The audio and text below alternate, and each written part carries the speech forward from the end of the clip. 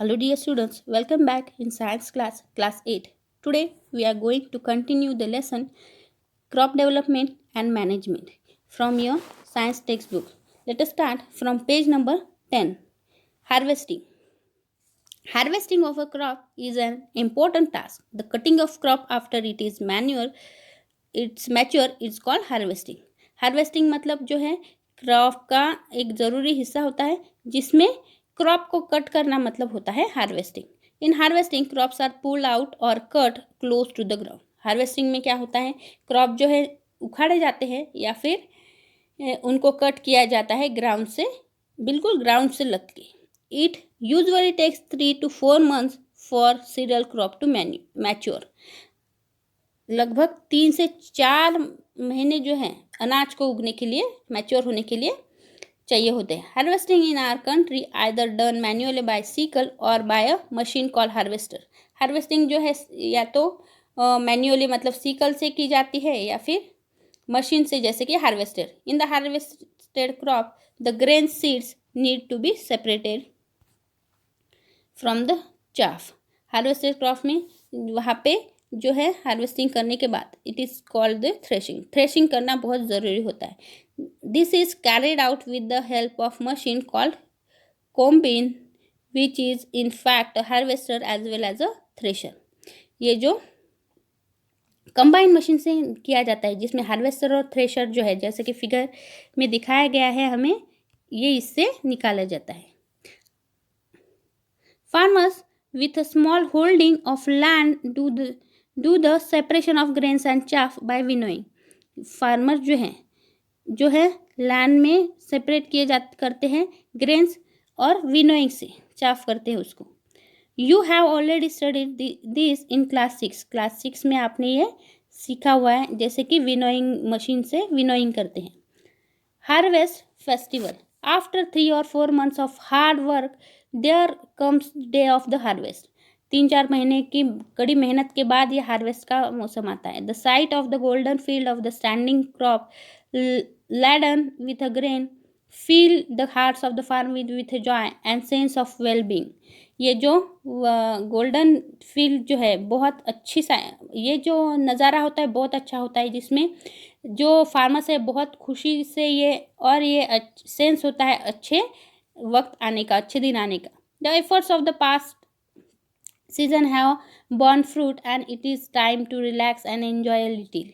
ये जो है उनके मेहनत का फल पाने का मौसम वक्त होता है और थोड़ा सा रिलैक्स होने का भी और एंजॉय करने का, थोड़ा सा एंजॉय करने का भी वक्त होता है. The period of harvest is thus of a great joy and happiness in all parts of the India. Men and women celebrate it with a great enthusiasm. ये जो हार्वेस्टिंग का मौसम है वो हर जगह पे एक खुशी का लहर लाने के और खुशी का माहौल होता है इंडिया में, जहाँ पे जो औरतें और इंसान होते हैं, आदमी होते हैं, वो इसे सेलिब्रेट करते हैं बड़ी चाव से. Special festival associated with the harvest season for are Pongal, Baisakhi, Holi, Diwali, Nabanna and Bihu. कुछ स्पेशल सीजन में ये होते हैं, जैसे पोंगल है, बैसाखी है, होली है, दिवाली है, नब्बेना एंड बिहू.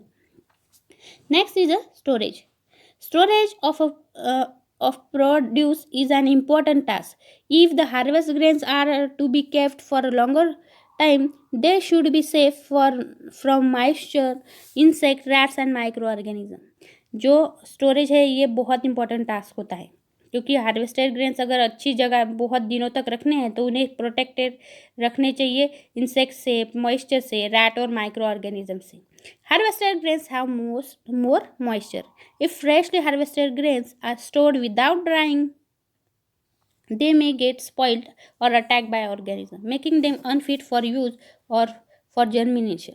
अगर हमने उन्हें अच्छे से सुखाया नहीं ग्रेन्स को तो क्या होता है, कुछ माइक्रो ऑर्गेनिज्म उस पर अटैक कर सकते हैं, वो स्पॉइल हो जाते हैं, सड़ जाते हैं या फिर जर्मिनेशन के लिए अच्छे नहीं रहते. Hence before storing them the grains are properly dried in the sun reduce the moisture in them. इसलिए अच्छे सनलाइट में उन्हें ड्राई किया जाता है. This prevents the attack by insect, pest, bacteria and fungi. ये इससे अलग अलग माइक्रो ऑर्गेनिज्म से अटैक करने से ये प्रिवेंट हो जाता है. I saw my mother putting some dried neem leaves in an iron drum containing wheat. I wonder why. मुझे याद है कि मेरी जो माँ है वो नीम के जो सूखे पत्ते हैं वो जो आयरन के ड्रम में रखती थी। मुझे तो आश्चर्य होता था कि जिसमें गेहूँ है। Farmer store grains in jute bags और मेटेलिक बीन्स। फार्मर जो है जूट बैग में या फिर मेटेलिक बीन्स में उसमें भर के रखती है। However large scale storage of grain is done in silos and granaries it to protect them from pest, rats and insect.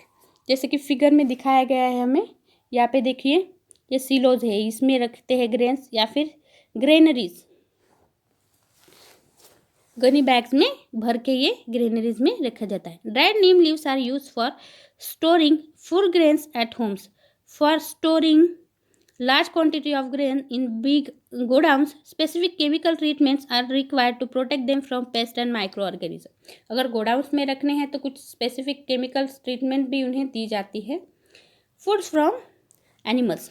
Next is 1.10 food from animals. Activity दी है, make the following table in your notebook and complete it. जैसे कि food है milk, उसके sources है cow, buffalo, she goat, she camel. बाद में हमें और क्या क्या फूड मिलता है एनिमल से ये आपको इसमें लिखना है। जैसे कि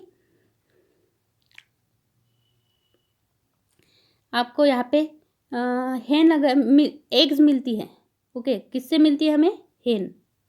ओके, हम लोग हनी बी भी यहाँ पे लिख सकते हैं जो कि एनिमल्स से ही मिलते हैं। हनी बीज लिख सकते हैं जिससे हमें हनी मिलता है। ओके, तो इस तरीके से ये चार्ट आप कंप्लीट कर सकते हैं। After completing this table you must have seen that like plants animals also provide us with different kinds of food.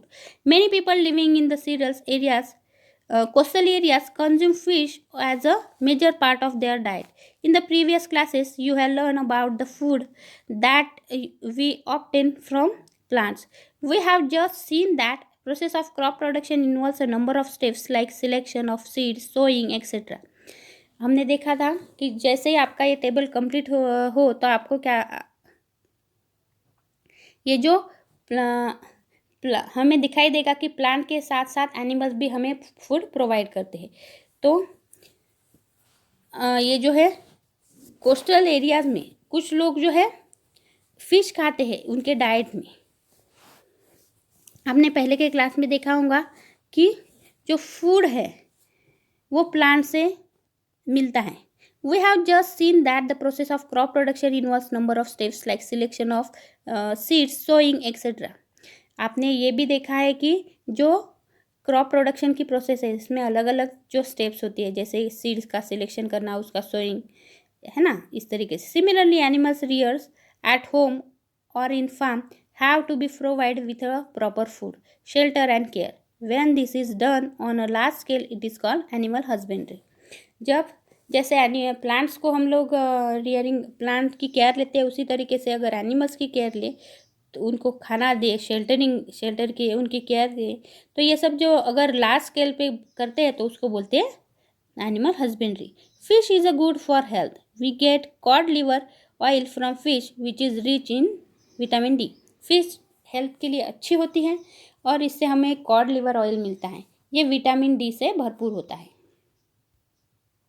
Students, यहीं पे हमारा लेसन फिनिश होता है और हम यहीं पे स्टॉप करते हैं। मिलते हैं हमारे नेक्स्ट वीडियो में जिसमें नेक्स्ट लेसन हम देखेंगे। Thank you.